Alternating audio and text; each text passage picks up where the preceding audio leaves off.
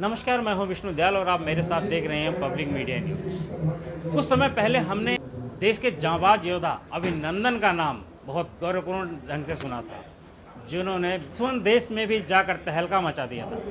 आज हमारे साथ उनके गुरु अनिल शर्मा जी हैं। अनिल शर्मा जी की बात अगर मैं करूं तो ये उन योद्धाओं को ट्रेन किया है जिन्होंने इस देश में कीर्तिमान अपना नाम स्थापित किया है। ज़्यादा क्या बोलें, अनिल शर्मा एक पायलट हैं और आज एक हॉस्पिटल के उद्घाटन पे हमारी मुलाकात इनसे हुई है। बात करते हैं अनिल शर्मा जी से। अनिल सर, बहुत बहुत स्वागत है आपका। मैं दिल्ली फ्लाइंग क्लब में पायलट हूँ और मैं लेक्चर देता हूँ, पढ़ाता हूँ पायलट्स को, एयर होस्टेस को और इंजीनियर्स को। एयरक्राफ्ट में आग लगे तो कैसे कूदना है और रेस्क्यू कैसे करना है क्रैश एयरक्राफ्ट से। तो हमारे पास एनसीसी के बच्चे, आर्मी नेवी एयरफोर्स के पायलट्स दिल्ली फ्लाइंग क्लब में ट्रेन होने के लिए आते हैं। मैं वहाँ पर पढ़ाता हूँ बच्चों को और इन पायलट्स को। अनिल जी, बच्चों को पढ़ाते हैं, लेकिन देखा जाए तो इस देश में लोग फौज में जाते हैं, पुलिस में जाते हैं, इंजीनियर बनते हैं, डॉक्टर बनते हैं, लेकिन पायलट क्यों नहीं बन पाते? और इसके बनने के लिए क्या क्वालिफिकेशन होनी चाहिए और क्या क्या प्रोसेस है, आज हमारे चैनल के माध्यम से दर्शक ये जानना चाहते हैं। पायलट बनने के लिए सबसे पहले तो हमको 17 ईयर्स की एज होनी चाहिए, 10+2 पास होना चाहिए और 10+2 में फिजिक्स और मैथ्स होना चाहिए।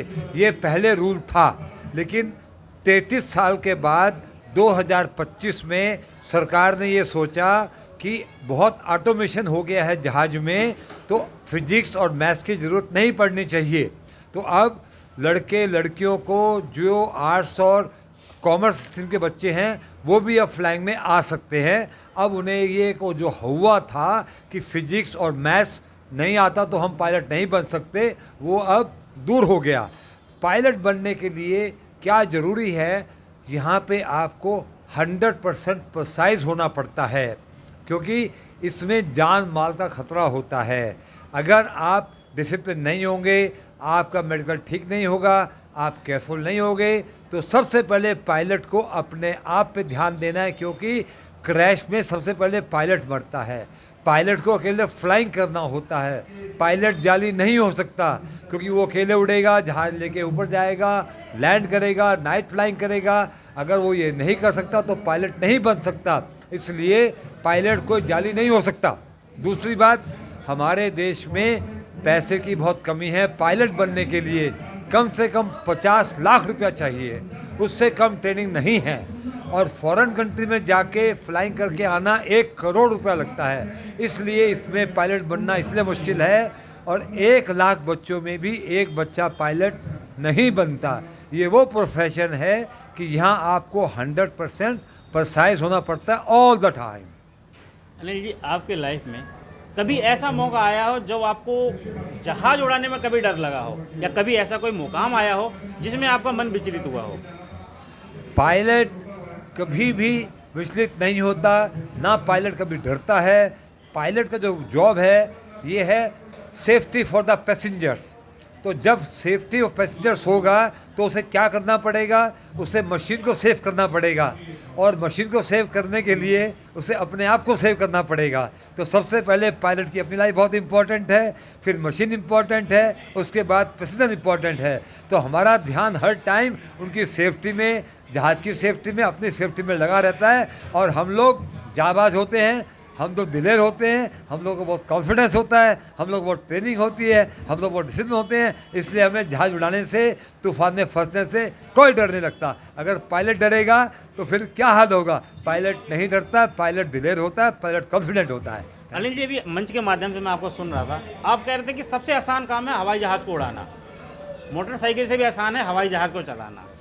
कैसे?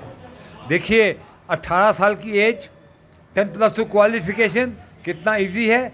हर बच्चा 10+2 कर लेता है, 18 साल का हो जाता है।